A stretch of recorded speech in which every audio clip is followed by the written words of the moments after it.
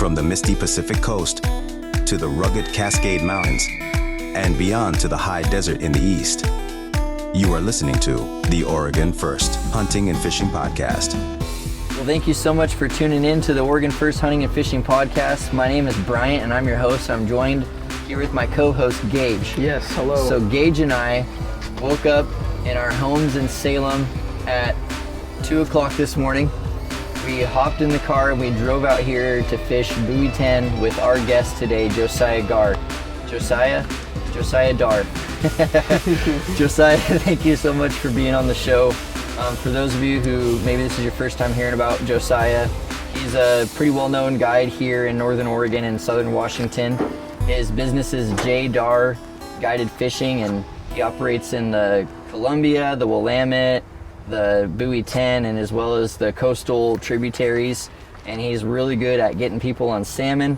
He's also very experienced and just has a good knowledge of catching them, and he shares his knowledge on different platforms and through videos and people having him on different things. And so we're honored that you were willing and able to have us out this morning. And yes, we had some epic fishing, which we'll talk about in a minute. But thank you guys for the opportunity. I appreciate it. It just was cool that it came up, and yeah, I was happy to do it, and I had the space. It was like the perfect, we kind of had the perfect storm. I had some space on my schedule, and we threw mom and dad in an empty seat today. It was fun. I got to throw my mom and dad in the boat, so was cool. Just a day that kind of worked out perfect. So I'm glad you're here, and thank you guys for letting me come along. Yeah, hey, absolutely. No, the only people who should be saying thank you is Gage and I. We have a cooler full of salmon, so yeah, can't say. We did catch a few today. Yes, we did. Yeah. All right, well, let's get into icebreakers. Fishing or hunting? Fishing. River or ocean? River. River. Okay. Okay. I'm a little surprised by that. Yeah, ocean's fun, but I like my river stuff a lot, and I really like my coastal stuff that I do in my whitewater raft and stuff like that. Don't get me wrong, the ocean's amazing, but yeah, that river stuff is so much more intimate. Little rivers, big coastal canyons, just giant rock walls, all just really cool stuff. Ocean's rad too. But they're kind of apples and oranges. Yeah, absolutely. Do you do any like warm water fishing or species, or just like salmon is your bread and butter? Yeah, salmon and steelhead fishing 99% of the time. I might go over to the John Day and go catch bass, in the summertime with some friends. That's about it. Yep. Yeah, absolutely. Chinook fishing and what that brings, or steelhead fishing? Chinook fishing is cool because it's food fishing. Yeah. People like to eat them. When we come down here, guys leave with bags full of salmon. I actually had a family that came down for 2 days, and we caught 7 Chinook, and I think we caught our 14 fish 2 days in a row. Wow. So, man. I had 7 Chinook and 7 coho 2 days in a row for the family. Yeah. And the guy was like, this is so much fish. I'm like, dude, you signed up for it. Yeah. But, it's just a good place to go get food. And on top of them, salmon pull hard. They're big, big. It's just a cool environment, especially out here in the big waves, and the big boat, and the big river. This is kind of the Super Bowl for our salmon fishing around in the Northwest. Yeah. The steelhead fishing is amazing too. I love it. It's my absolute favorite, but it takes so much more skill, and it's just, I would say it's so much more intimate. There's so much more going on. I run my raft or my drift boat down little coastal canyons. My raft, I invent my own boat ramps. I slide it in off the sides of roads. I use a winch and pull it out off the sides of roads. Sweet. I have a lot of places winch it off your trailer and stuff, and all kinds of stuff that's totally off the grid, different kind of things that I like to do. And I've just done them so long that I've just kind of made things and figured them out with buddies, and now I have a lot of places I can go and fish by myself. So as far as what I love, steelhead fishing. That is what I love doing the most in the world. Yeah. I'm going to fish for, basically 2 months straight in August and September, and whatever I did, regardless of May, June, July, the rest of the year, salmon fishing. Yeah. And when I get done, I'm going to go on vacation. I'm going to go to Canada and go steelhead fishing for 2.5 more weeks. So this is what I do for fun. I love steelhead fishing, so that's probably that's kind of my baby. And with that, you were saying that you have a drift boat and a pontoon boat. Yeah, it's kind of a whitewater pontoon boat, and it goes in some really cool places. Yeah, does it have like a console on it and everything? No, I'm basically the motor, and then I have a guy in the front and the guy behind me on the platforms, and I have these great big tubes on it, and they sit so high off the water, and I've floated the rivers and so many times. There's so many little rocks and buckets and seams, and I'm just like, all right, 4 feet off that rock. Yeah. And, Gage will be like, Gage, come back, reel, come back, come back. Leave it. And guys are like, okay. And then the bobber goes 6 more feet and buries. And they're like, how did you know? And I'm like, because there's always one right there. Like, their steelhead are super patternable. And it's just fun. It's so a blast. Cool. Yeah. Man. Being able to read the river like that is just a gift and so much time. I admire it so much. We kind of laugh about that. You want to be a really good salmon steelhead fisherman? Yeah, I do. Be a really bad parent, and a bad employee. Oh, okay. Not a great husband. Not a great husband. You know, it's pretty easy to do. You can do all those things. You know, I got no kids, and I'm not married. You know what I mean? And I made it my job. So it's the best worst advice I've ever heard. It's the best worst advice ever. Yeah, it's real true. That's awesome. Yeah. That does it for icebreakers. That's a good transition into the Outdoors Rewind. Yes. So we were just out on the boat today, chasing chinook and coho, and they're in heavy. This episode's gonna be released in the future, and so we can kind of share that. Like right now, the chinook fishing is popping. Like it is hot. And here's the deal, like it is hot, but like I've been doing this down here for 7 years or whatever, that I've been doing this buoy 10 thing, besides fishing it growing up for fun. Sure. But you can go around and ask most of the other guides that are in the marina here. It's good by any standard this year. Oh, this really? is good. Oh, it's better than it's been in years. We are hammering this year across the board. Yeah. I'd like to think like today is just like the good day. No, it has been predominantly better all year than it normally is. It is good. Yeah. But spring season was still tough, wasn't it? Springers are a completely different animal. Yeah. You know, those are going up to the Willamette. They're just a totally different critter. Like I said, springers and fall chinook, apples and oranges. You know, you're looking at 60,000 chinook or 40,000 or 20,000 chinook that might go over Willamette Falls. Yep. Wow. You know, you're looking at like 1.1 million chinook and coho in the fall and stuff. Wow. So, totally different numbers. Different animal. Springers are super sought after. You know, they are the best eating fish that swims. They're incredible. They're $30 to $40 to $50 a pound when you're doing. Those are entirely different. Yep. Don't be wrong. These fall chinook taste great. The coho tastes great. Well, and we're getting them fresh out of the ocean. We're catching them in the salt water on the incoming tide. We were fishing the ocean. Yeah. We're between the jetty tips, but that is ocean water. We caught all those fish in today. We were in the ocean. Yeah, and they had sea lice on them. Yep. And they were cutting bright red, bright pink, and you know, Tyler, who was in the boat with us today, was saying that they're putting on a pound a day. Yeah, when they're out in the ocean feeding this time of year, I mean, they're eating a pound.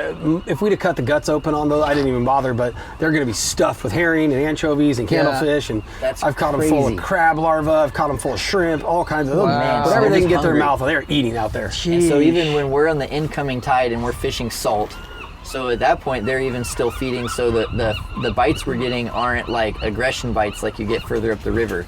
Right, these are feeding bites. Yeah, these fish are still feeding. I mean, especially where we are. We're within sight of the jetty tips all day. Yeah. You know, and not that I care about I don't care about, you know, saving our spot. You know, we're down in front of El Waco on an incoming tide. We are on the very bottom mile of the Columbia River. And there was 150 boats. We literally flipped around at buoy 10. We were at the imaginary line that is the edge of the ocean. So we were as close to the edge. The way up and the way down. We were as close to the edge as we can get. Yeah. When you think about how many salmon are going up the Columbia River, you got I mean, gosh, where do you even start? You know, the Sandy, the Cowlitz, you know, then you got all the rivers in Washington that are up high, the Klickitat, you know, all the rivers in Idaho, the Clearwater, you know. We are at the mouth of the funnel. We are literally at the can at the beginning of the funnel.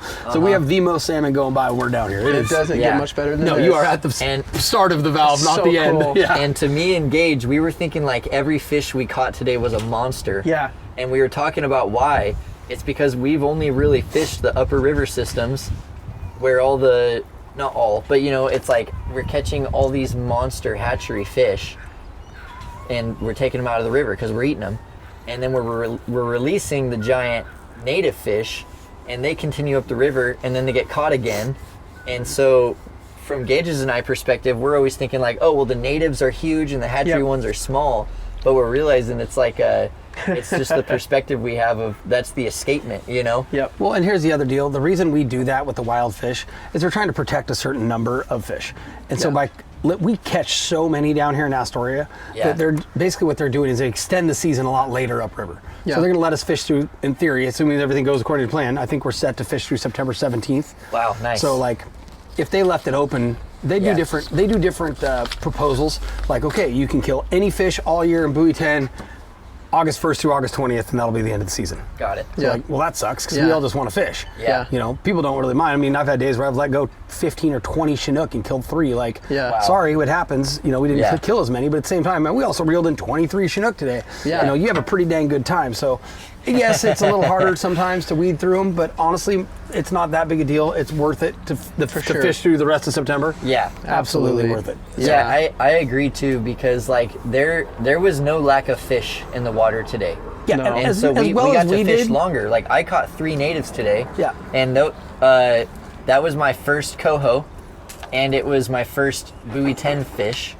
My first time at buoy 10. You know, like all these firsts You today. caught that fish 20 yards from buoy 10. You were Yeah. literally right next to Yeah, camera. like that I is a can buoy check 10 that off fish. my bucket list. Yeah. I caught a buoy 10 salmon Yep. at buoy 10, which is just Yeah. awesome. Yeah. Yeah. You know, and the other thing I learned is this is not something that most guys can just go out and do in their little tin boats.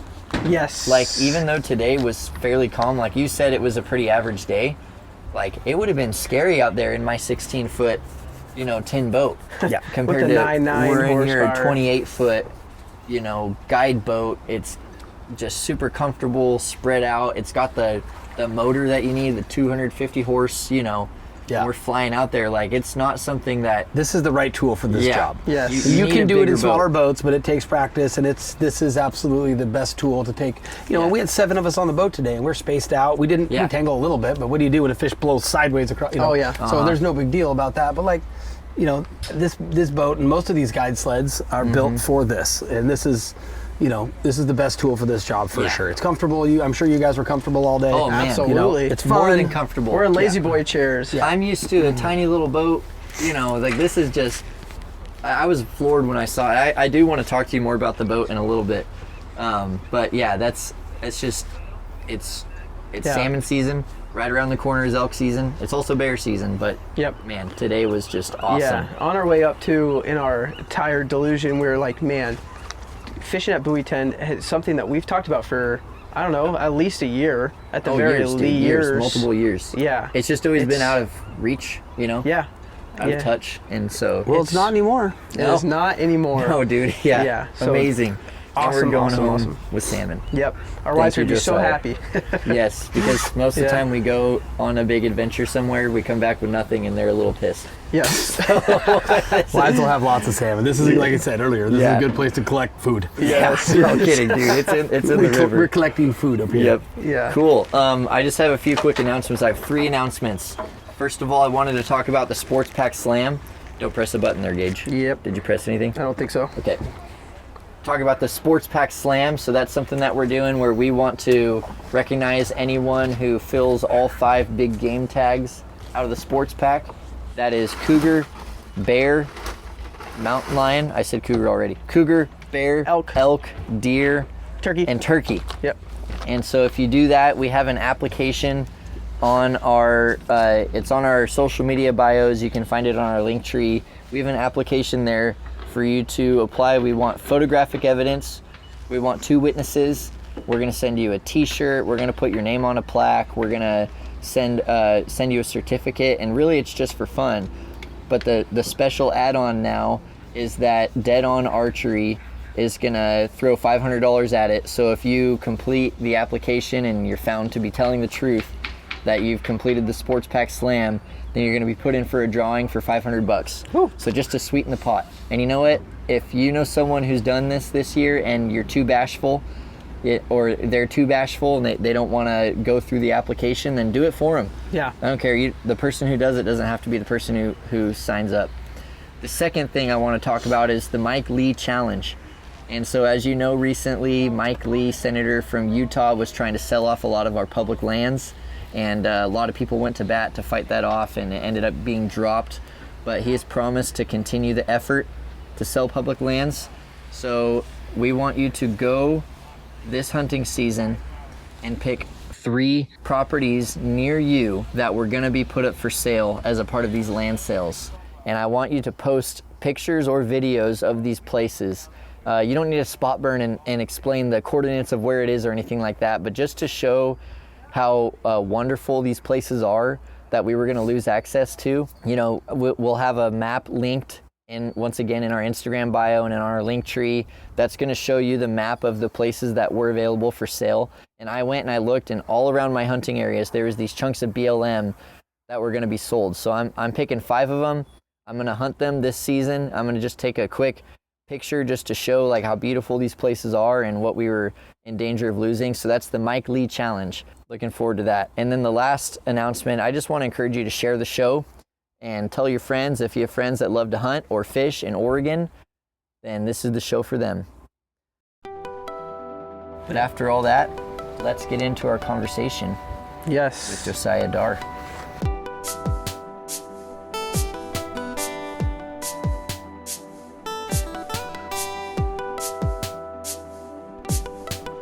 Yes. So we always like to start off the conversation with giving you the space to talk about your most cherished favorite hunting or fishing story. Most likely it's going to be a fishing story. So do you have a story that pulls on the heartstrings or is super memorable that you would like to share? Or it's just funny. Or it's just funny, yeah. I mean, oh gosh.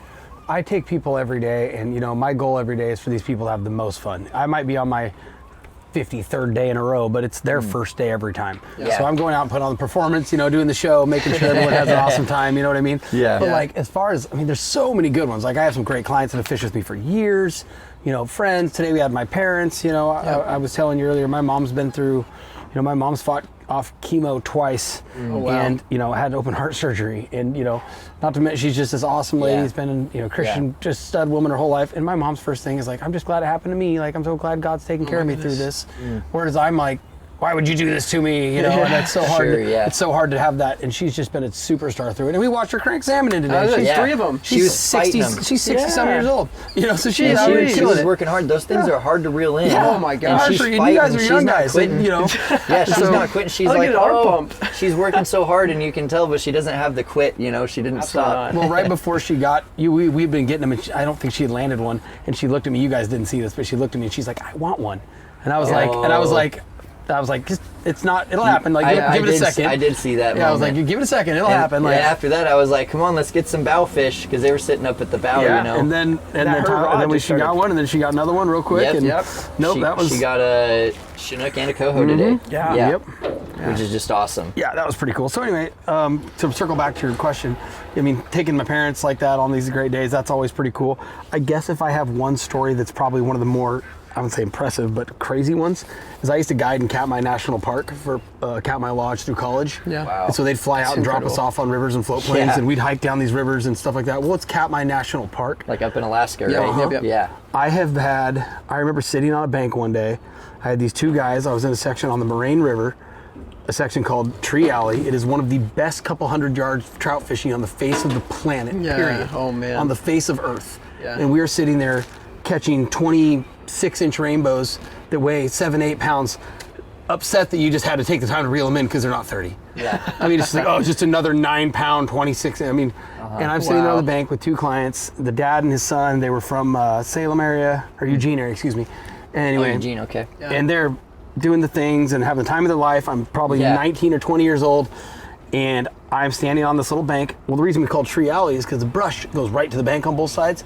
And I was sitting there against the brush, and this little bear, about the size of a barely bigger than a puppy, comes firing out of the bushes next to me and jumps in the water after these half-dead sockeye that are swimming around. Wow. And I told my clients, I looked at my guys, they're out in the river in front of me. I said, guys, walk downstream. And that dad turned around and looked at me, and his face went just stone white. And I turned around and looked, and Mom was about 20 inches behind me. And she had her head down, and she was just looking at me, and her cub was 3 feet from my foot. And Oh, man. I remember feeling that I could feel my blood moving through my body. Yeah. I remember being able to think to myself, my heartbeat was so loud in my ears. That was probably to this day the most scared I've ever. That horrible feeling, like if you ever get in a car crash, like this is gonna happen. I'm like, oh my gosh, but it was like that for a long time. Because you're at this point, you're facing the bear. You're standing I turned there. my shoulder, and she's right behind me, looking over my shoulder, and she's behind me, 1.5 feet away, just staring at me. Basically, I remember being able to being absolutely like almost unable to move my body. Yeah. I was so scared. And for whatever reason, I reached down and I picked up my backpack, and I put it over my shoulder, and I just remember thinking like, she's gonna eat me. Yeah. And I took like one step, and it felt like it took him 2 minutes, and then I took one more step, and I took one more step, and I just remember just like the throbbing of my heartbeat. Yeah. Like I said, I felt like I could feel my gosh. blood moving through my body. Yeah. And anyway, I got about 5 or 6 steps, and I finally had the oomph that I was able to twist my shoulder just a little bit. Yeah. And I looked behind me, and she stepped. She originally just had her head out of the bushes. Yeah. She stepped all the way out, and I'm back to about 2-3 feet away from her, and her cub is on the opposite side of her. And I just kind of looked, and so it was, I wasn't between her and her cub or nothing, but it was on the other.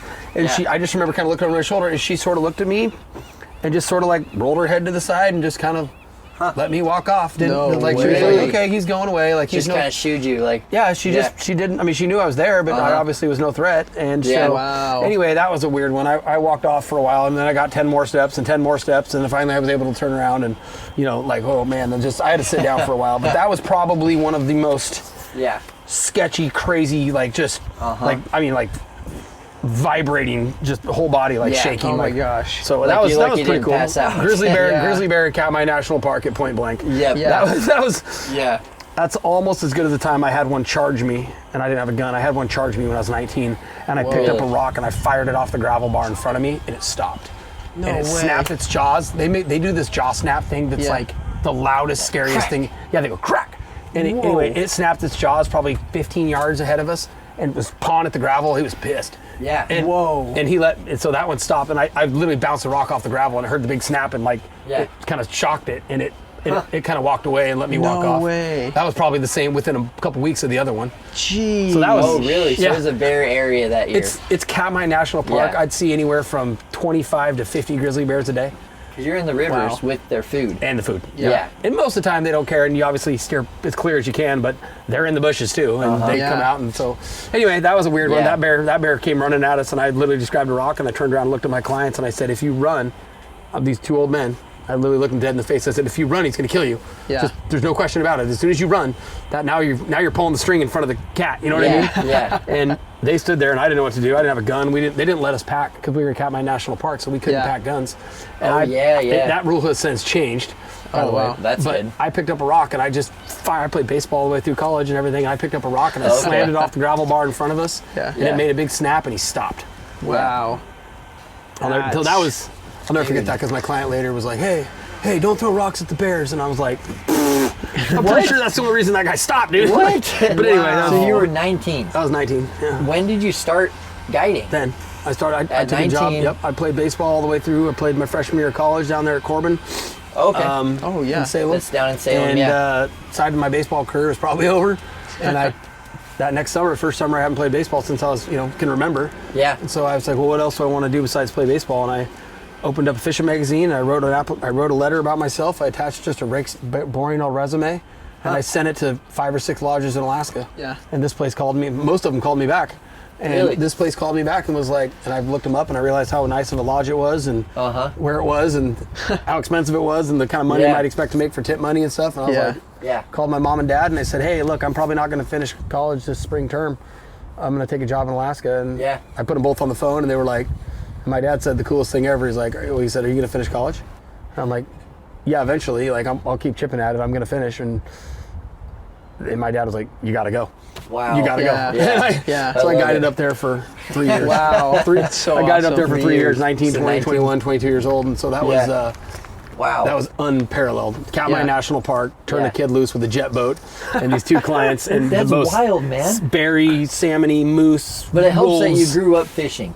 Yeah. Like you had knowledge. You weren't just some random guy. I'd never but you're driven still a jet 19. boat. I learned to drive jet boat. I crashed the heck out of jet boats. We crashed. That's hard driving. We crashed boats. I mean, it was a crazy place. And anyway, if you ever get bored, look up the Alagnac River. They call it the Branch River because at one point it spreads out in like 26 braids. You can run. I mean, it's a little shallow, but we run 200 horse jet boats and they don't need much water to run in. And we ran them all over the place. No way. And I found out more than once water they can't make it in. Yeah. And you're just looking for trout. And there's billions of Fly them. fishing. Gigantic trout fly fishing. Wow. Incredible. That's amazing. Absolutely unparalleled. I didn't even realize, now that I'm 40 years old, I didn't even realize like how cool it was. Yeah. And I also realized there's no way on earth I'd ever go back and do that job again. Yeah. Forget No way. That's terrifying. That was so much work and so crazy, the stuff that we did. Like, that's a young man's game, dude. I don't think so. That's amazing, dude. Yeah, so 19, and from then you guided.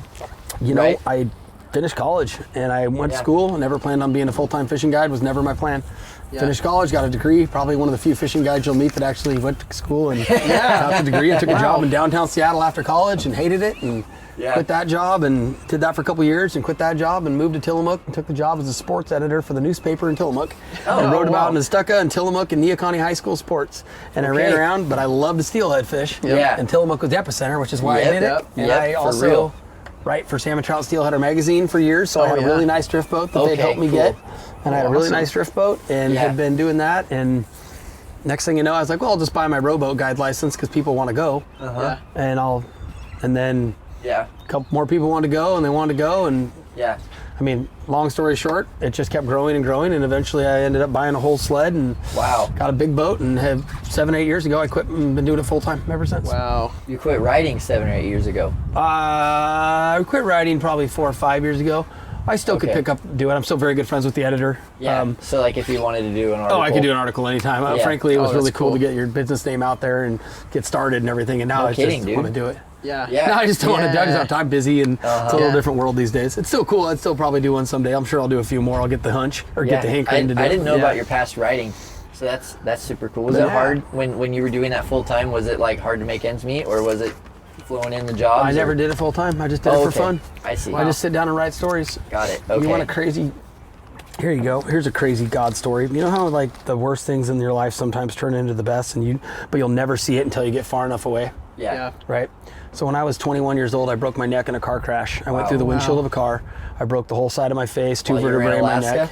Nope, in college at Western Oregon, where I finished school at Western Oregon. And anyway, I ended up not going to Alaska that summer. I was supposed to leave for Alaska like a week or so later. Had a neck brace on. Never wrote an article in my life. I knew I could write, but I'd never written one. Probably never had the time to. Never would have taken the time to sit down. I got stuck on a neck brace on the couch for 2 months instead of going to Alaska. So I started writing about fishing, and it literally has exploded. If you go back far enough, that is why I'm a fishing guide today. Wow. Because I started writing about fishing. I sent the articles to magazines. Then I met the editor of the magazine, got the boat, started writing for him, hanging out with those guys, met a bunch of other guys, ended up doing TV shows like Angler West TV show and DVDs, and I wrote for Salmon Trout Steelheader magazine, which is the biggest magazine. It's a name recognition. And so anyway, all that stuff, if you just go back far enough, I went through the windshield of a car that should have hands down killed me. No question. Kids don't walk away from going through, getting thrown through the windshield of a car. No. And I have a little tiny scar on my cheek that you probably can't even see. No. And that's where my face hit the window, and that's about it. Gosh. My shin's a little messed up from hitting the road when I got thrown out of the car, but that's other than that, I was pretty much good to go. I never could walk or anything like that. I was fine with 2 broken vertebrae in my neck, and the doctor said that I hit so hard that my vertebrae broke straight down like a ninja breaks boards. Really? Instead of moving my spinal cord. They said I hit so hard that they didn't slide, and so it didn't ever. So. You didn't lose your ability to walk. I didn't lose anything, man. Unfathomable, man. So anyway, praise God, man. That's amazing. But you get far enough back, and so I guess it's just one of those. If there's anything I could say for a, testimony, not that I'm great at it all the time either, but sure.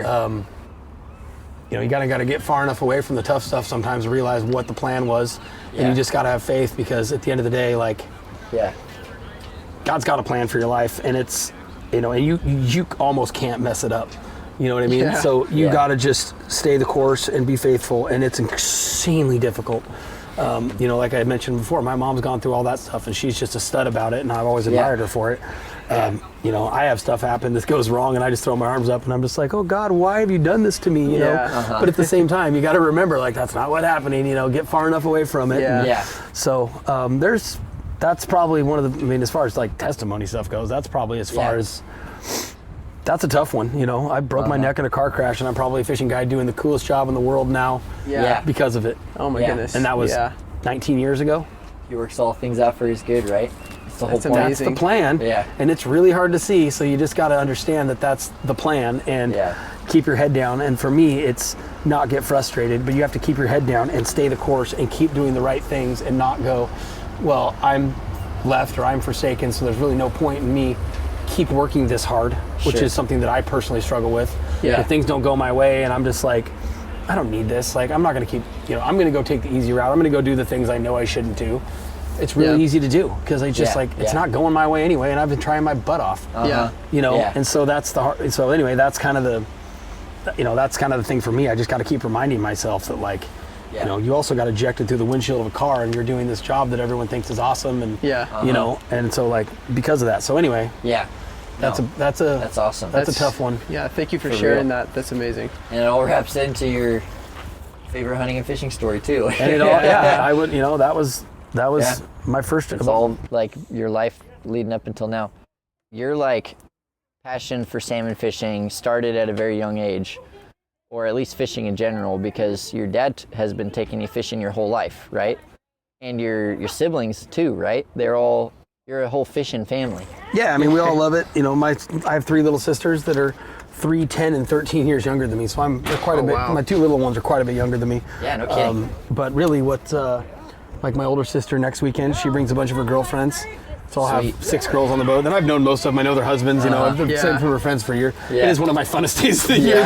They're out here howling, having a blast, having fun. So, but my little sister, my middle little sister, her husband was a fireman. So sometimes he'll be gone for 2 days. So I'll get a text from her. It'll be like, got any open seats for sis? Yeah. And she's smart. She goes in August and September when the weather's beautiful and fishing's awesome. And she comes out, and I mean, she's like 3 trips in a row. She's caught the biggest fish out of my clients, like 3 trips straight. Really? Yeah, she's automatic. Yeah. And she's just like, she curtsies and she's like, ta-da! Yeah. And she's, So yeah, my little sister, I brought my baby sister, I brought her and her fiance out. Well, they're married and have a baby now, but I brought them out. I don't remember if they're married yet or not, but I brought them out here a few years ago to do that, fun stuff. But they don't, they don't get out as much as I do. It's a little hard to just escape on a Tuesday. Yeah, no, I mean, that's just the reality of it, especially too, for young parents that are out here on the weekend. Trying to make it.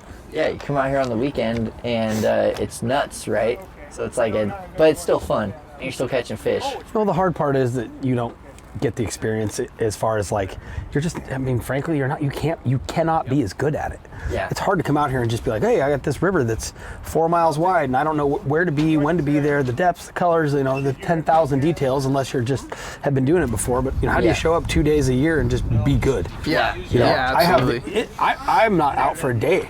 If I have a day off in between trips, I'm like, okay, what did I miss? Yeah. There's no better experience than the day before. Yeah. You cannot beat knowing what happened the day before. Yeah. Yeah. I mean, other than yesterday or 2-3 days ago, I worked from July 25th until what's today, the 18th? Yeah. I've had 1 day off. Oh my goodness. Wow. And I'll have tomorrow off, and my next day off will be grind. September 23rd. Yeah. That is a From tomorrow grind. till then. Yeah. So yeah. The one thing that we've talked about that is really interesting, and I guess if you haven't been around it, it's pretty shocking that all the guys, their communication, the communication between you guys, like all your friends within this community, you guys share information like, hey, they're hitting on chartreuse, they're hitting on this type of spinner. Yeah, you saw how much my phone rang today. Yeah. And every time it rang, it seemed like you're getting bites. But I loved it because you guys are all, not all, but you have like your core group, right? That you're all calling each other and so cool. All right, they're over here. We got this. We're going this direction. This fast, Yeah. this color. It's so or cool. today it was they're biting everything every direction we go. Get in the water. Yeah.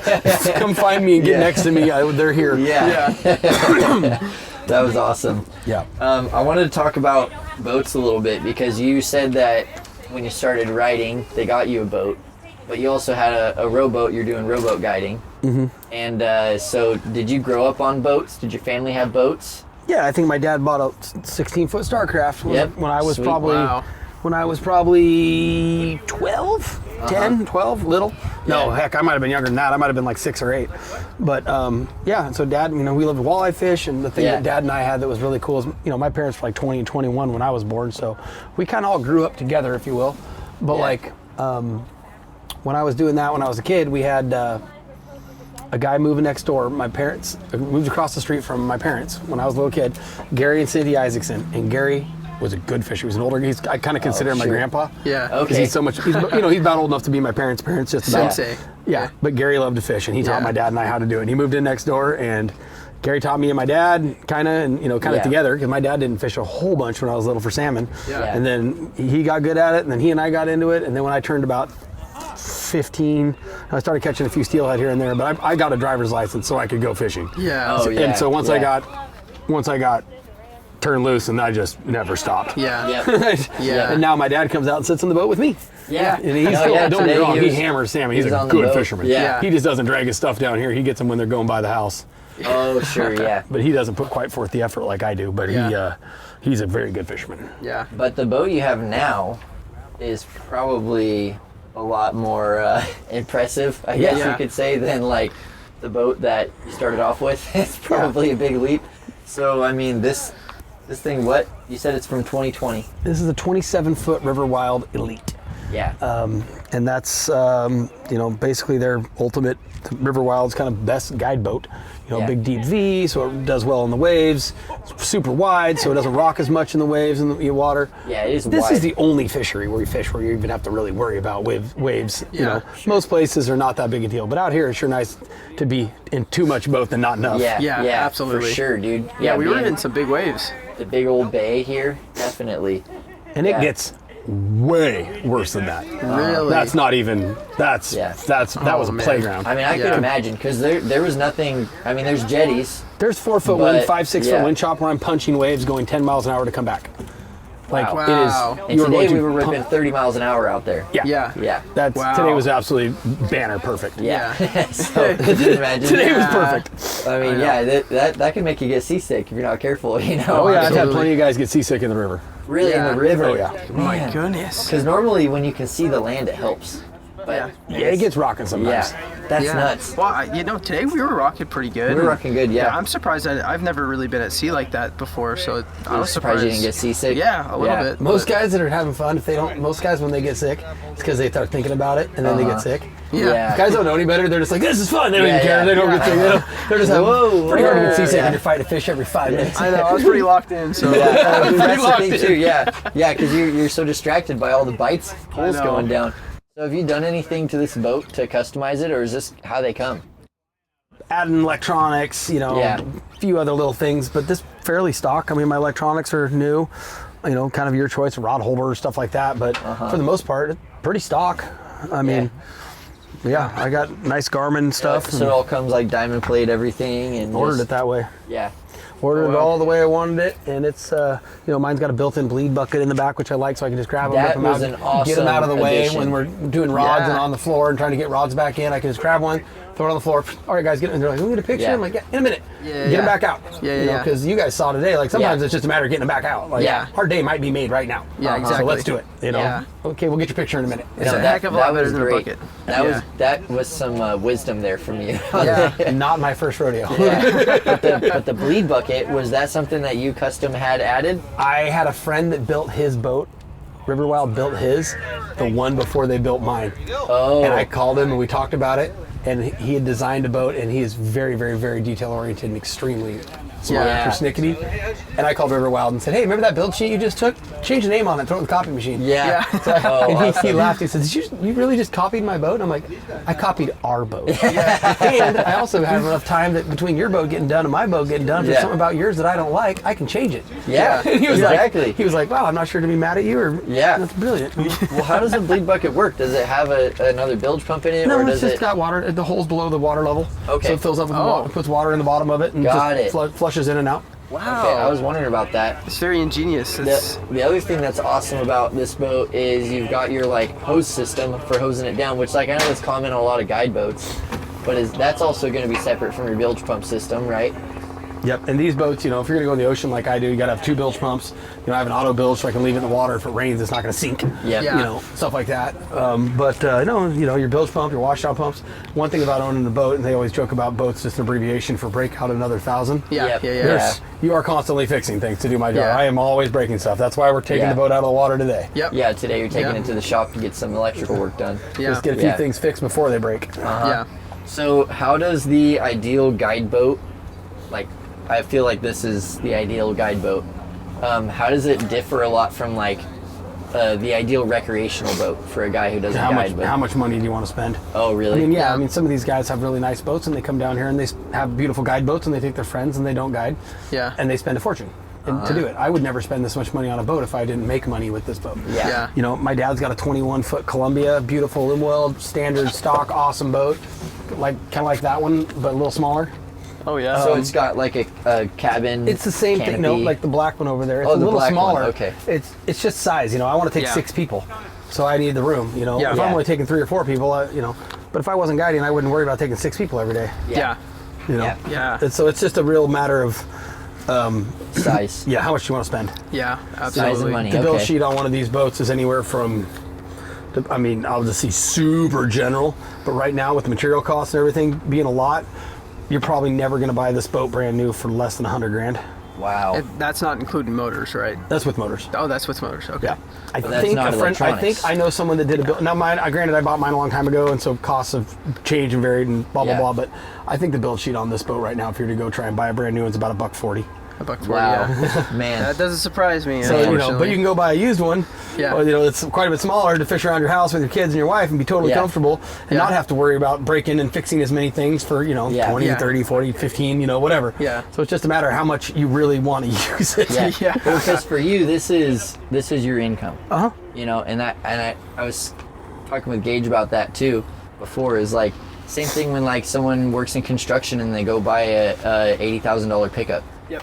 You know, and it's a tax write-off for one, and they're making money off of it. You know, same thing with like the boat, like you spend the money, but it's your like source of livelihood. income. I told you guys when we were out there, I said this, when we were out fishing, you said something along the lines of, man, this boat's just perfect for this. And I said, this is the right tool for this job. Yeah. You do not watch guys that work construction use the wrong tool to do stuff very often. They have the right things to, plumbers have the right stuff to do what they do. Like, you know, that's why you hire them. You know what I mean? Like, they, you know, guys do, this is the right job to go do money, make the money, do the big water.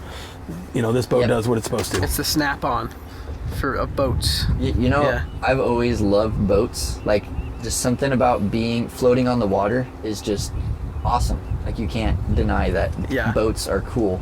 Boats are cool. Across the board. Boats are just little boats are cool, canoes are cool, boats are cool. So like, I bought a little boat recently. You know, I've had a boat forever. I used to have a little 12-foot John boat, sold it, bought a slightly bigger boat.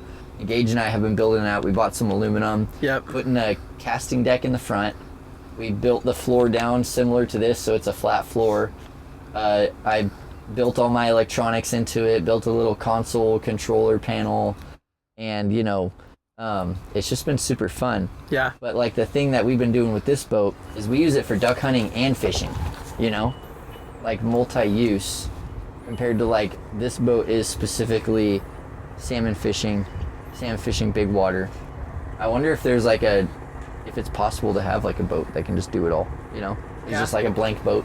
I feel like it's almost impossible when it comes to duck hunting and maybe like bass fishing in low water. But then salmon fishing, you do need something with a little bit more carrying capacity, being able to haul around taller people. Taller sides. Yeah, sides, a little bit more stability and everything. Yeah.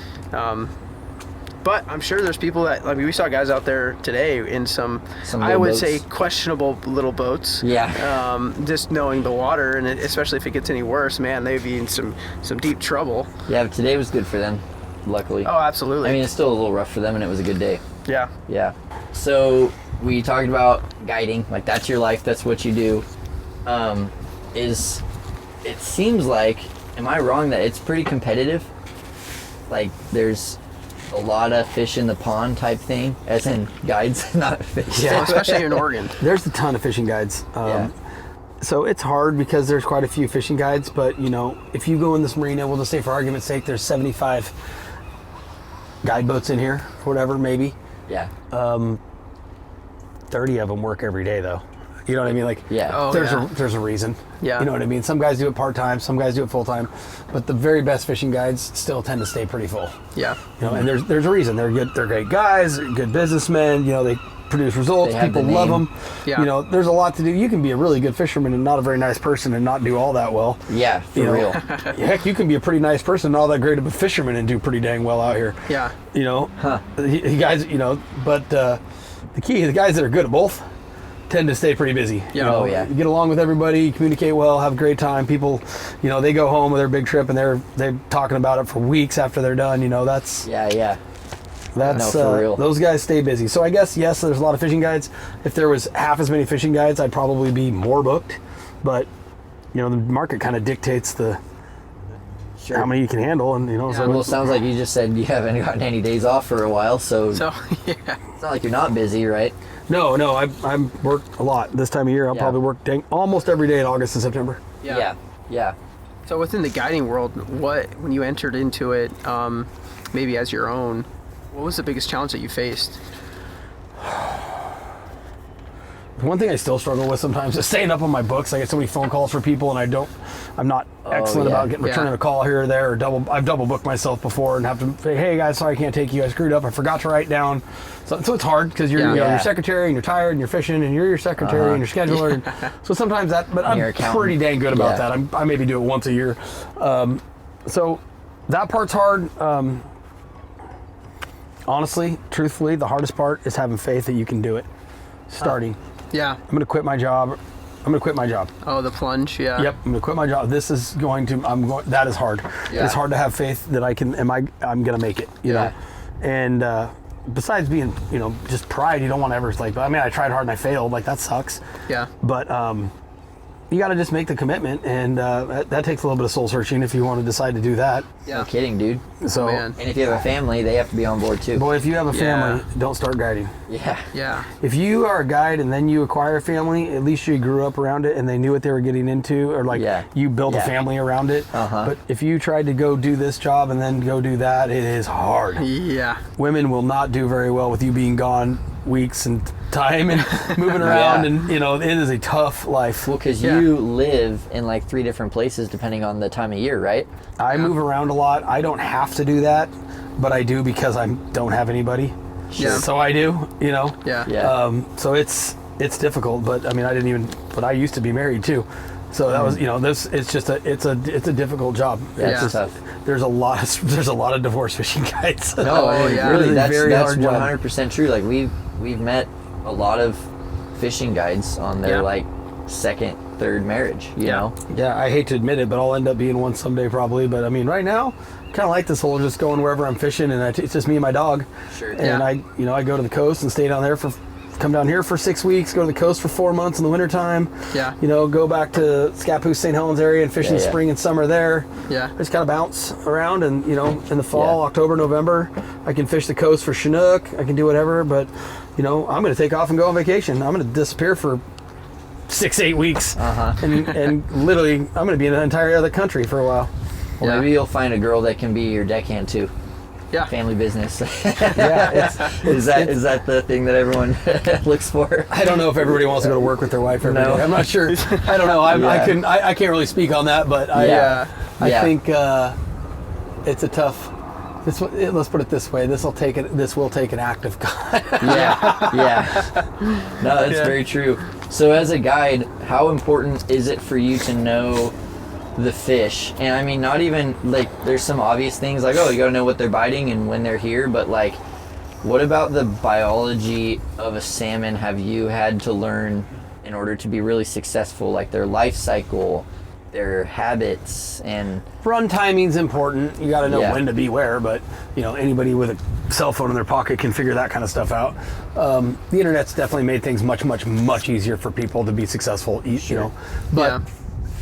as far as like biology learning stuff, it's not that important. I know what they eat and when they're there, you know. Sure. Yeah. There's a few little biology things that probably help, yeah. but for the most part, you cannot beat repetitions. Just doing Yeah. it enough, you just learn. Yeah. And if you can't learn, like, then you're doing it wrong. You never stop learning. Yeah. I learn every day. You know, Yeah. today I learned we got those 2 fish going the other way with the current. I would have probably not done that. Yeah. And Yeah. my buddy on the phone was like, "Yeah, man, just rip it up. They're The other biting direction. good if you troll the other direction. You just got to go fast to compensate for the current." And I'm Yeah. like, "All right, let's send it." Wham, wham. We drilled 2 in a row. I literally learned a thing on small tides. I control with the current, and Yeah. they bite well going that way too. I don't do Yeah. that very often. I would have ran back and done something different, so I learned a thing right in the middle of our day today on the fly, Yeah. did it, Yeah. and succeeded right Yeah, there. no, that was super great. cool to see. So being able to do those that are though, two of the and- fish that I caught were on that return. So having the wherewithal to be able to do that and actually like learn and then execute yeah. minutes apart, like yeah. So it really is yeah, go me. knowing the That was awesome. fishing strategies. That worked pretty good today. Yeah. Like knowing the fishing strategies is more important than knowing like the life cycle. Yeah, I don't really care about his family and Yeah. like what the fish is going to go Yeah, do, yeah. where creek he's going to. Like, I don't care. Yeah. I don't care about his like walking home Yeah. and like what he's up to these days. Yeah. Doesn't fact. Yeah. I want to make sure he's a hatchery fish and we can eat him. Yeah, exactly. Yeah, on the like switch in directions thing where you know, going with the tide, your buddy's theory was that it's because they are going with the tide so they can look at the bait longer. And then your theory, which also probably is the same, but also was that it brought the bait deeper. Yeah. You know? As soon as we were going with the current, our stuff was way deeper. Way When we're deeper. going against the Yeah. current, It was like twice as deep. yep, and Yeah. all of a sudden, bang, bang. You know, Yep. some of those fish are hard to get to without doing what we did. So, Yeah. so he's right in that, yeah, they're coming up from behind it. You guys noticed those bites when we caught them going that direction didn't slam the rod. They Yeah. just kind of shook it. Yeah. It's because they weren't going the opposite direction. We weren't holding in the current with all that tension. Yep. We Yep. were going with it. They just picked it up and kept moving. Yeah. They just picked it up and chewed on it. Yeah. So Well- it's a totally different grab. Yeah. And that was the first Chinook I caught going with the tide. I was cranking in and reeling because he was swimming toward the boat. Yeah, he's coming right at you. Because, you know, Yeah. and you guys were all like, oh, coho, you know, just kind of reeling it in pretty easy. And then all of a sudden he starts doing that. Yeah, then he know? realized he was hooked. It was Yeah. not just going on a free ride. And then he was like, well, I'm not into that Yeah. anymore. Yeah. Yeah. Yeah, We're going to have that's to cool. change your plan. Yeah. So, and then like your learning is basically on the field, or is there like a resource that you turn to learn? That's that cell phone. Yeah. Yeah. That's Yeah. talking to your buddies, having good friends out here that can help you and, you know, compare notes every day. That's probably Oh, your best, yeah. you know, Yeah. compare notes, learn things like that. Like, that's probably your best source. Yeah. There's not like a really good, you know, I wouldn't say there's not a great resource for that other than like magazines and articles that you can read online. You know, the Addicted guys do a ton of, you know, Oh, yeah, those they videos. produce- They they produce a produce ton. so much. I just did one of the Addicted TV shows that's going to air today. Yeah. I've checked my phone today a couple times. I'm looking forward to see the episode. I don't know As when it's of going to this come out. recording. Yeah, your as of, it episode will with come up. Addicted Yeah. on YouTube, right? Yeah, it'll be Yeah. out today. And we ran into one of them out in the Yeah, he in was the hollering water. at us today from the other boat. Yep. Yeah, it was awesome to see. Yeah, you know, this is more of a selfish question, but when I got super into salmon fishing, I was kind of addicted into figuring out colors and sizing of your presentation and everything. Do you have a color preference? Do you have a style in which, like, your trolling preference? Do you like the quick fish? Do you like the spinners? It's like all any of about that? where Yeah. we're fishing, the time of year. It just varies no matter. There's not like a blanket answer for that. Yeah. This fishery, I like those big pro trolls like we fished today. Yep. Big flashy super baits. You know, they're full of bait. They smell right. They look right. Yeah. If you guys noticed though today, we caught them in every color we tried. I know. Every color. There Blue, wasn't a red, single color that chartreuse, cared. green. I was And we trying to caught figure it them in out. 15 feet and we caught them in 30 feet. Yeah. Execution, how you're doing it, is more important than what you're doing it with. Yeah, like last year I was on a guide boat with my family. They do like a yearly thing, and the fish that day were only hitting on a Mexican hat with a gold blade. Only. And I'm sure whoever you went with knew that. You know Yep. what I mean? Like, Yep. he knew that was what Well, was he was cranking. doing the same thing as you. He was calling around. Just boom, hey, boom, boom, we got boom. this. They're biting this, or they're not biting that. What are you doing? You know? Yeah, I just find Okay, that so but to my interesting. defense, I was getting called today. Not A lot, yes. You were getting called. We were getting them. You were getting called. That's Yeah. yeah. I think I saw you make one phone call and you took about 15. Yeah, So you know, that's pretty funny. We were getting them. You guys were the show this morning. That was pretty good. Yeah, We putting landed on the clinic. We landed right on them. That was pretty good Yeah, fishing. that was pretty awesome. That was pretty good fishing. Oh, But yeah. that comes from your knowledge and experience. Yeah. Which, But that, realistically, to circle back to it, yeah, it's because I did the same thing yesterday. oh Exactly. yeah. It was, tide was Yeah. about the same. You know, one day apart. It's not like I reinvented the wheel here. Yeah, I just did yeah. what worked yesterday and did the Yeah. exact Yeah. same thing. It's next in line. Those guys are coming up the river same time. Gonna Once the plop right in tide the same gets spot. bigger and bigger and bigger and the tides build and get huge, Yeah. that won't work. Yeah. But right now, the tide I figured wasn't varied enough, and from one day to the next, it wasn't as good today as it was yesterday, and the current was a little bigger. Yep. Yeah. And tomorrow will be a little bigger, and it probably won't be quite as good, and then Yep. it'll just eventually Yeah. it'll phase itself out, and that won't Yeah. work. Yeah.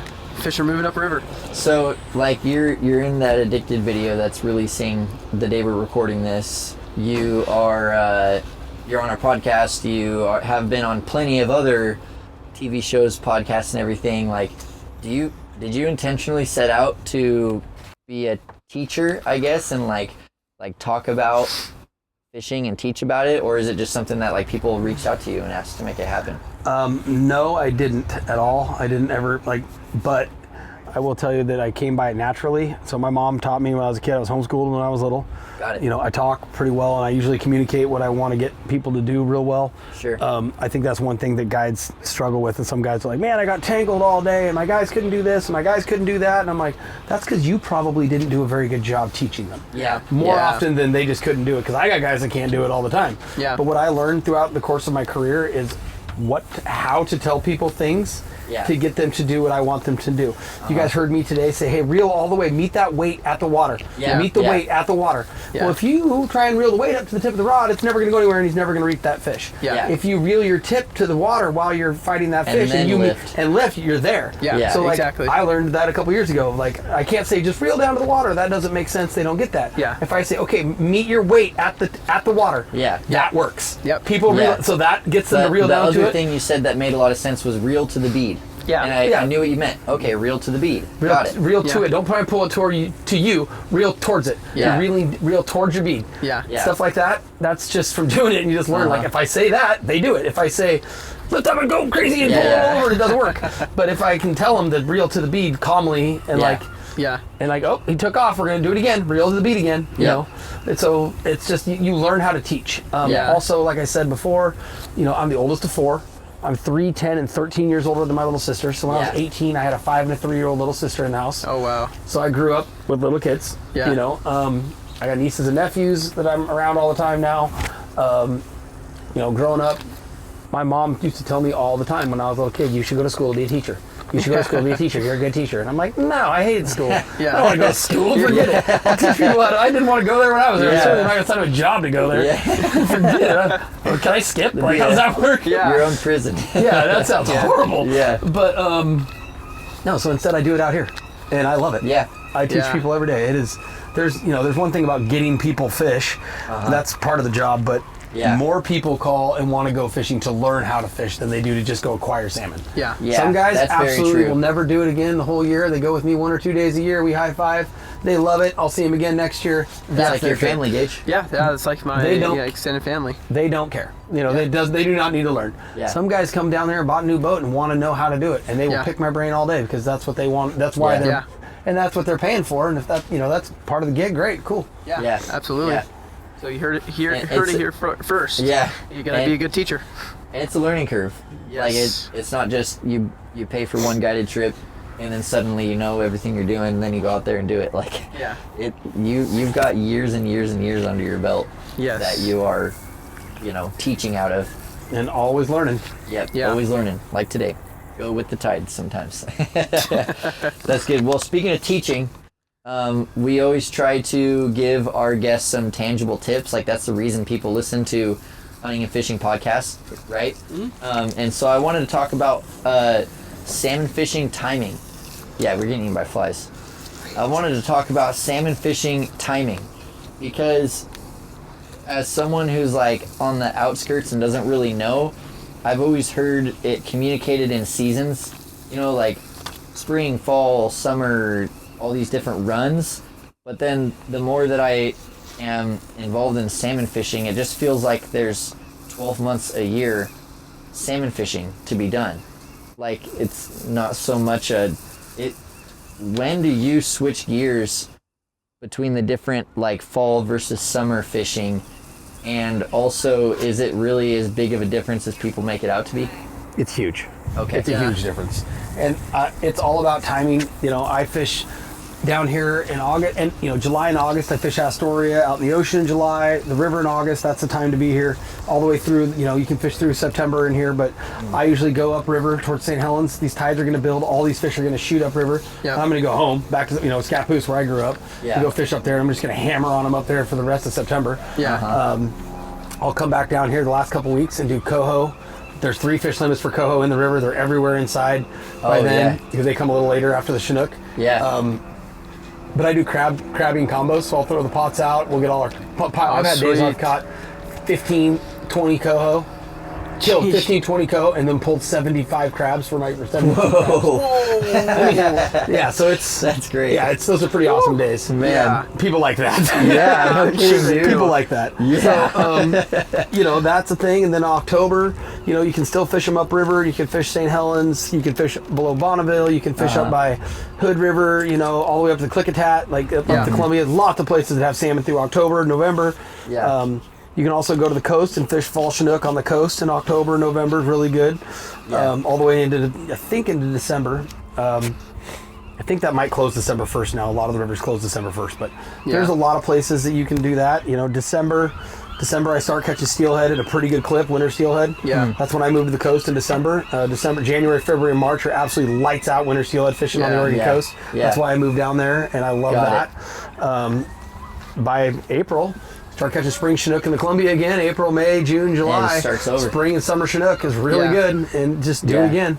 Well, that raises like a bunch of questions for me though, because like, is it super consistent every year, or is it really your fishing is determined by like the legal season dates, or how much does the weather affect the timing of the runs?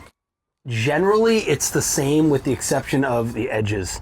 Sometimes they'll close. This year, it's going to be open until the 17th or whatever for chinook down here below Bonneville, of September. That's some years that's sooner, some years that's later. Some years they say, okay, we expected, we'll just say for argument's sake, made up number, but we'll say 100,000 chinook need to go over Bonneville Dam. Well, on September 17th, we've got 400,000 have gone over Bonneville Dam, and they're like, hey, we're going to leave the season open for another week. Yeah. Heck yeah, we're going to stay down here and hammer them. That's awesome. Yeah. Sometimes they say we need 100,000 over the dam. It's September 1st, and there's 4,000 over the dam because it never rains. Yeah. Oh, okay. And so they don't go because Columbia's too warm. They don't go. And all of a sudden they're like, emergency closure. Yeah. We're going to kill every salmon. Well, we might be crushing them down here. It might be the best year. I remember one year. This is the best fishing I've ever seen in my life down here. Ever. Yeah. Well, there's so few over Bonneville that had an emergency closure. We're pulling our hair out. Like, how can you close this? This is insane. Well, then finally the weather cooled off. A bazillion of them went over Bonneville and they reopened it. Yeah. Wow. But and then they reopen it. Okay. Wow. But it's so there's definitely some variation. So like weather rules. is hardcore rain, at least determinative. Yeah. What's the word for these fish to move? They need water. Yeah. Especially when they're trying to get up little creeks and stuff that are dry as a bone right now. Yeah. So water's important. Water temperature is a huge deal. The Columbia gets super warm. They don't want to swim through 71, 73 degree water in the Columbia, which is probably what it is in St. Helens. Yeah. If it rained 2 inches in Scappoose, it got 50 degrees and rained 2 inches in Scappoose, and that Columbia dropped from 73 degrees to 63 degries overnight, which I've seen it happen. Yeah. This place would evacuate. Yeah. Every salmon in the ocean, they would just as of today. They had 50,000 chinook over Bonneville Dam in one day, and then like 30,000 the next day. And that happened last year. It rained, cold rain upriver. Yeah. Temperature in the Columbia dropped, and it went. They just left. Wow. I mean, it was bloodbath upstream. Yeah. Wow. I pulled my boat and went to Hood River and started fishing up in that area because there were so many. I mean, it was like fishing a barrel. There were so many went over. Oh my goodness. So yeah, there's definitely some timing. What's up with all? So I thought that they were like the runs were getting smaller and that we were having trouble with salmon populations. What's up with all that? Some years you feel like it's that way, and other years you don't. So hard telling, not knowing. I know there's a lot of people that want them, and I think it's kind of up to ODFW. They manage their fisheries to try and get us enough opportunity, but realistically, I kind of think to myself that they could do a little better for our fisheries as far as plants, putting more fish in the system, more areas, but that costs money. And so, we need lobbyists that are fighting for that, but I'm looking at those boats out there today. What did you guys see today? 500 boats? Easy. Yeah, okay, easy. well, that's fuel, boat payments, trucks to pull them, hotels, restaurants that people stay in. Yep.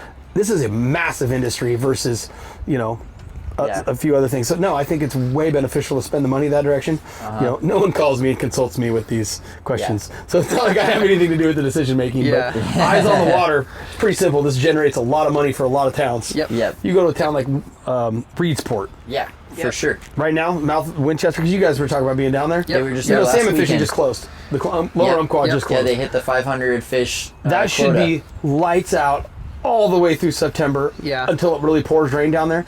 That's so much money Reed Sport's not going to get. I know, and that's why they are not. And they're limited to 1 fish per person per season. Yeah. Yep. That's insane. And we were down there, and there were so many fish at the fish cleaning station at the main boat launch. And we were fishing the Umpqua for striper. Yeah. I just said a spot. I'll bleep that out. We were fishing. We already said Reed Sport.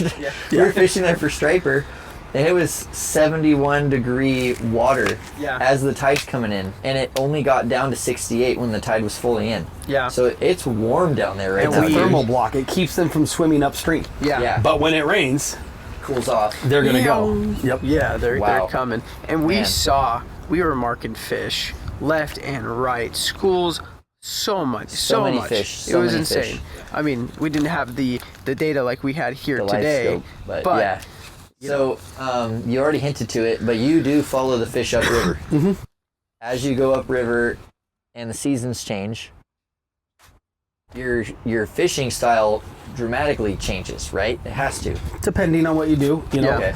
As you get up close upriver and like St. Helens area, the water's almost always warmer than it is down here because you don't have the ocean influence. Yeah. They like spinners more.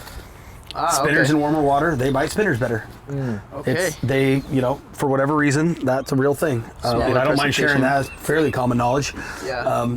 That being said, there's days where I can't get bit on a spinner up there, and I put out 2 super baits, and they both get hammered instantly. Yeah. And I'm like, hey, reel them up, boys. Like, this is not rocket science. Like, Yeah. you know, if I'm out there and I'm seeing fish get caught around me and I can't get one, and I'm dragging a bunch of spinners, there's no way I'm going to beat a dead horse. Sure. We're switching. Yeah. Something's up. You know. Yeah. And I've definitely made the move too late. I've definitely been the guy that did something different and crushed them when no one else was, because I made a weird switch because I just thought this might be a good idea, and it was. But for the most part, you really just got to pay attention. You can't just troll around and just assume what you did with your grandpa is the same thing that's going to work now. Yeah. Oh man, that's a good point. Yeah. Absolutely. What's the furthest up the run that you fished? Up the river? Yeah, like before it's closed or whatever. Like, what's the furthest? I fish around Hood River a lot. Okay. Hood River a lot, mouth of the Klickitat a little further up than that. Okay. yeah. I don't go there very often. Sure. But you can, these guys fish them at, Hanford Reach. They basically fish them in central Washington. Yeah, because they'll fish them in Idaho, right? Clearwater in Idaho? Yeah. I've been to Clearwater and fished steelhead lots of times. Up there in Idaho, up by Orofino, up in the mountains in Idaho, and those are the same fish that swam by here. Those fish swam by here April, May, June, July, and those fish are, in the fall, October, November, all the way through the whole winter up there in Idaho, and it's just, there's zillions of them. Yeah. Sheesh. Well, and that's what I was gonna like. The reason I brought that up is to think how cool it is that you are fishing these fish here, and if you follow them up the river far enough, you could be fishing the same fish, right? Like You are fishing the same way up fish. the continental We divide. could let one like, go today and go catch it on the Clearwater in Idaho in a month or a week. Jeez, track it. No Yeah, problem. that's Man, insane. you ever do any It's so shore-based cool. fishing? Not really, and Okay. there's one main reason alone. I do it for fun. Sure. There's some really cool places you can get into on the bank that you can't take a boat, but those are the kind of places I don't want to take people. Yeah. Because those are cool, those are kind of, Yeah. and here's the deal with shore fishing, guys don't need you to go back. No. If I take you in my boat and go take you down some really difficult river to row, you're going to probably not want to go buy a new boat and go float it and go try and learn and try and make it through the waterfalls that we went through. Yeah. But if I take you somewhere you can walk to, you're probably going to go back again without me. Yeah. Yeah. Yeah. No, that's a great point. I ain't doing that. But you do it for fun, like on your own. Yeah, I do some cool sneaky stuff for fun. Oh, that's Mostly cool. probably for steelhead, I'm assuming. Almost all for steelhead. Yeah, I'll just go steelhead. for fun. I got a couple little spots I know, like if you're driving on certain highways along certain rivers, and we'll just leave it at that. Yeah. I know that I can park at this mile marker, walk down there, and that hole's gonna have 15 steelhead in it. Yeah. And I might stop for 5 casts and go catch 2 steelhead and be like, all right, I gotta go back and do whatever I was doing. Yeah. But Wow. you just kind of know that you can do that. So you got it nailed. Man, you got It's it just down. reps. Yeah. I've gone there. We just learn little things, and you just keep learning. And you file them away, and you never forget them. Yeah. Yeah. Wild, man. Yeah. The that's best cool. fishermen have really good memories. The best fishermen have really good. Some guys write log books, and they'll write down books, and they'll have dates and water temperatures and tide sizes, and they'll write down entire log books. Wow. You want to talk about years of data you could learn from. There's some guys Yeah. that have kept massive amounts of data for years. Yeah. I Yeah. do pretty well at just remembering stuff. Oh, that's good. Yeah. I mean, I do that with blacktail. Yeah. Like I write down when I see them what temperature was, barometric pressure, what they were doing, where they were. Headlights, So- middle of the night in town, Yeah. someone's yard. Yeah. Yeah. Exactly. That's what I see them. Those things are hard to see. Yeah. I hate blacktails. They're hard to find. man. Yeah. That's for sure. I suck That's good. at shooting blacktails. Uh-huh. Well, this has been a great conversation so far, and I have to keep saying thank you for how you've orchestrated making this happen. We always wrap up the show by what we call the real talk, and there's a couple things I want to ask you about. First of all, I'd love to hear how you'd respond to what is your spiritual connection to your life in the outdoors? Oh man, that's like where isn't it? I mean, do you think when God created Adam and Eve and created the world, he thought, I'll say, I don't know, I'm not smart enough to know this 6,000 years later, however many years it is, right? Whatever it is. Do you think he thought, I'm going to make Josiah someday, and I'm going to have him troll around in a boat with clients and catch these salmon that I'm making, swim up the river certain times a year? Like, is design that grand? I actually believe so. Yeah. You know, I really think God. So I think that I think one thing people do is they underestimate God. I do not think they give him enough credit for how he wants us to enjoy our lives. You know, I think he wants us to be happy. So yeah, no, I absolutely think that every single part of this was preconceived ideas. Yeah. You know, we're going to troll around, and you know, God's going to have these salmon for us to catch and, you know, enjoy it, and it's going to bring fellowship, and some people it's going to bring them closer to God. You know, somebody might listen to this podcast and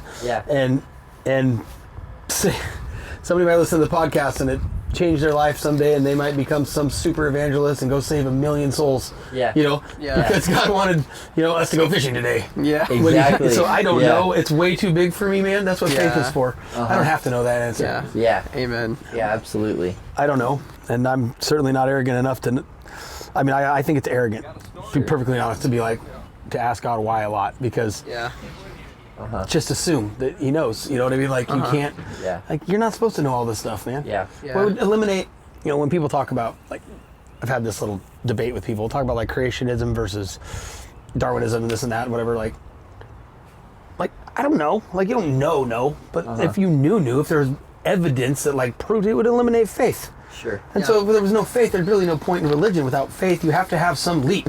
There has to be some belief, or else, I mean, if you knew the answers to everything, it would be pointless. So no, I definitely think that there's a certain amount of things that you don't know, because that allows room for faith. Yeah.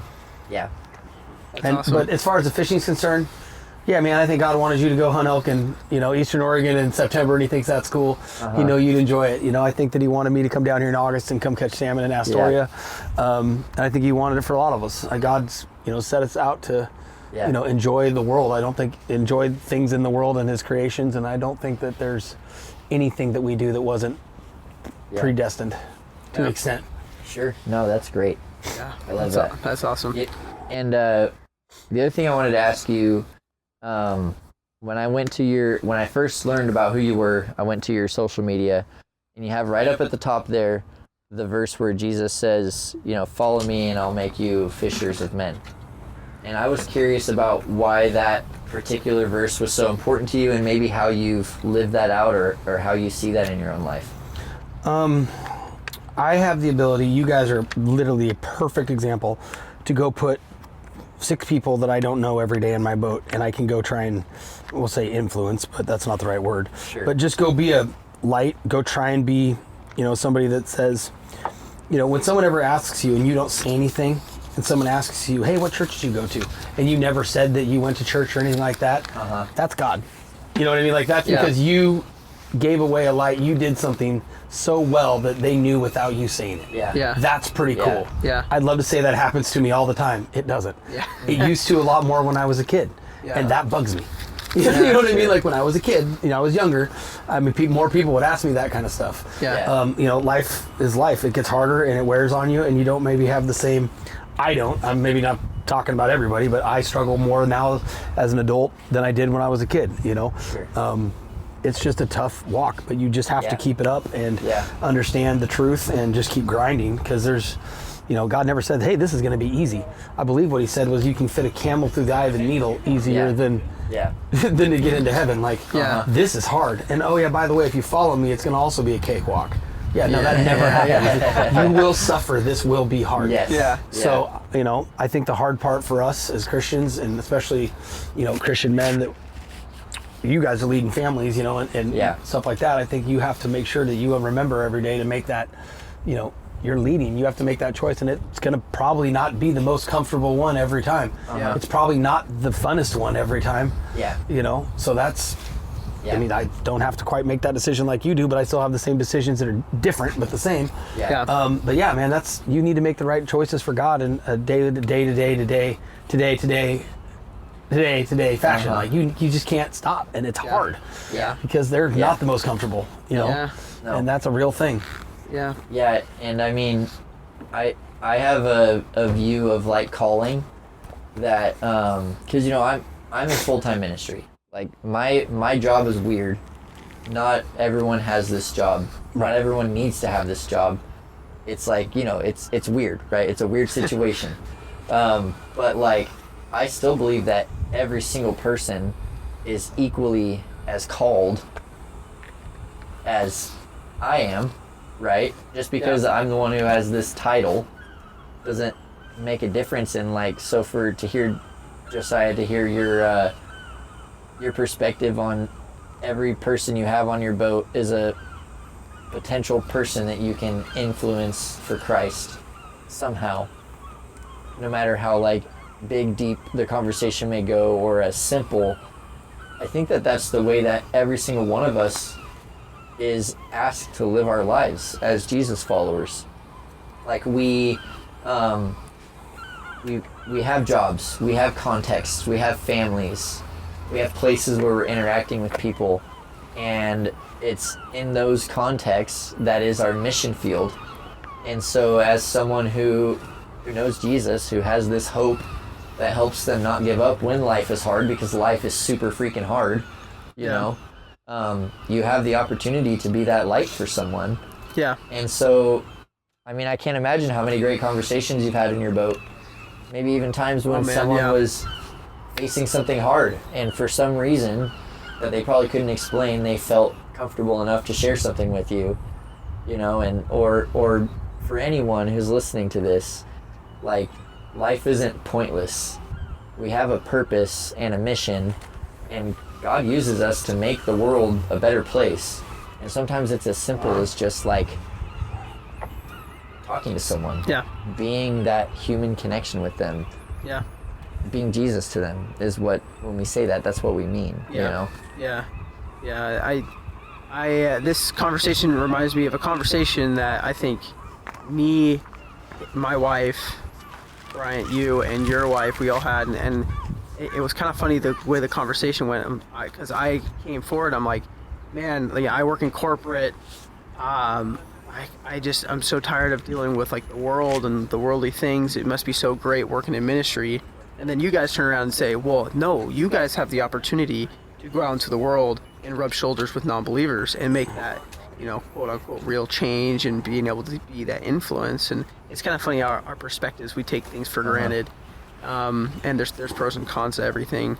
Yeah, not to like, I don't know, like downplay or to argue, but like, yeah, you work in ministry every day if you do it right. Absolutely. It's hard to do right. You know what I mean? Because that's probably not a comfortable conversation in an office.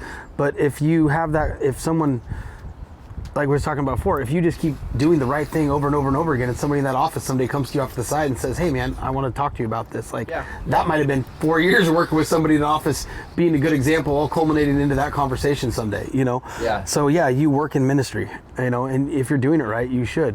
Yeah. You always are. You're going to all nations. You're never stopping. You know, you pray without ceasing. Like, you're going. Yeah. And whether you mean to or not, you're going. Yeah. And so is it difficult? Absolutely. Oh yeah. Am I terrible at it? Even worse.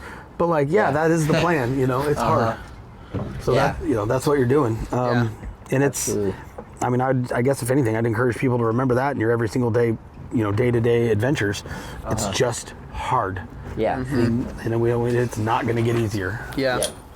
Picking up your cross daily is a difficult thing, and it means different things to different people in different seasons of their life. Yeah. Yep. And I think it's important to remember that. I'm lucky enough that my people come and show up to meet me every day. You know what I mean? Like, and they're usually pretty happy to be here. Yeah. not this isn't like on me, but like, I'm like their favorite person, right? Yeah. Go fishing 3 days a year, and they're all excited to come see you. You know what I mean? Like, and every one of these guys has people that have fished with them for years. They've known since they were 20, 30, 40 years, some of these guys have fished with the same guys. And I'll tell you what, it is, they love to see their fishing guide buddy because they're going fishing. They get to go do something they don't do on their own. They are pumped to see their friends. You know, they're pumped to go do their favorite fishery of the year. So you get to go be an influence to people that are stoked to go do something every day. And so that's pretty sneaking fun. Yeah, people aren't exactly stoked to go do supply chain for trucks. Yeah, we're going to do supply chain today. Yeah, doesn't have the same vibe. I'm going to write some emails today. Some emails so hard today. It was good to come do supply chain. They get paid to do supply chain. Yeah, exactly. Yeah. No, that's great. Josiah, thank you so much for sharing your heart behind that. And man, it's been a great conversation. It's been a great day out here. I know you got to get your boat into the shop. So how about you go ahead and tell our guests where they can learn about you, follow you, book a trip if they want. And I'll go ahead and vouch and say that you have been a wonderful, wonderful host. Absolutely. Friendly, funny, nice, working hard to get us on the fish. Yep. Comfortable seats. Everything that I look for in a guide. It's been great. So, well, thank you guys. For me, I tell guys, my website, JDarr, it's just Josiah Darr, but JDarr Guided Fishing. Same thing, Instagram or Facebook. You can reach out on any of them. My cell phone number's on the side of my boat. I don't mind people calling me or texting me. People are like, I didn't want to call you and bug you. I'm like, call me, bug me. I'll answer if I can. If I can, I'll call you back. I'm pretty dang good about calling people back at night when I get home. Or when I'm driving to and from places, I call people back. So just reach out. One thing that people, I think they get like intimidated or like worried about, like call. I'm like, it's literally my job. Like, I don't mind. So call, reach out. We can talk for a while if you want to learn something. There's no really dumb questions. Like, well, my family's going to be here in November. Like, well, maybe the salmon fishing is not awesome for 6 people, but we can go smack a million crabs. There's something to do. You know what I mean? Like, so whatever you want to do. Like, there's always something to do. Feel free to call, reach out. I'm happy to help with whatever. And, there's a million other fishing guide buddies. If it's some timing thing that I just can't do, I can defer you to 5 other great dudes that I can do it. heard you doing that today, too. Yep. I can do it with, there's other guys that can do it. If I can't, if it's a one-day thing and it's the only day you can do it and I just can't, then I'll defer you to somebody else that I know is great. So, that's awesome. That's, that's kind of the move there. But yeah, I mean, reach out. I winter steelhead fish. People, that book's really early. People love that. Oh, yeah. I mean, they absolutely love it. I've had people tell me they would do some of those floats without rods and they'd be happy. I'd have paid you to do it without even fishing. Talk about beautiful out there. It's like a hike you have to walk. It's a hike you don't have to walk. Or it's like going down a mountain. But just some unbelievable stuff. I can't thank you guys enough for coming out today. I feel pretty blessed to be out here. I don't know. I just feel like I'm pretty lucky to get to do what I get to do every day. And for me, it's just. I guess if I could just say one thing, like I just want to tell people, like, this is probably the thing I'm absolutely the worst at, so that's probably why it's on my heart right now so much. But like, you have to stay encouraged because like there are better days ahead, and I've been through some pretty awful ones in the last couple of years of my life. And there are better days ahead, and there's a plan, and you just have to keep your head down and stay the course. Because at the end of the day, like, God wants the best for you. He has a plan for you and he wants you to be happy. And the only way you can really mess that up is getting your own way and not stay the course. You can mess up the plan that's laid out for you by not staying So if you keep your head down and you are diligent, and faithful, he'll deliver. And so that's I guess that's the thing I would just continue to encourage people, because I have to remind myself of that all the time. I mean, that's as straight out of my heart as it gets. I have to remind myself of that a lot, because some days are harder than others. Absolutely. Wow. Thank you for sharing. Man, thank you. Thank you so much. This has been awesome. This has been more than I could have ever asked for or dreamed of, so thank you, Josiah, for making it happen, man. Thank you so much. It's been a good conversation. Thank you for listening to the podcast. I'm Bryant. Age. Josiah. Have a good day. There we go. Cool. That's almost perfect timing. I'm going to get out of here. Awesome. There we go. Sweet. Perfect, dude. It is ordained timing.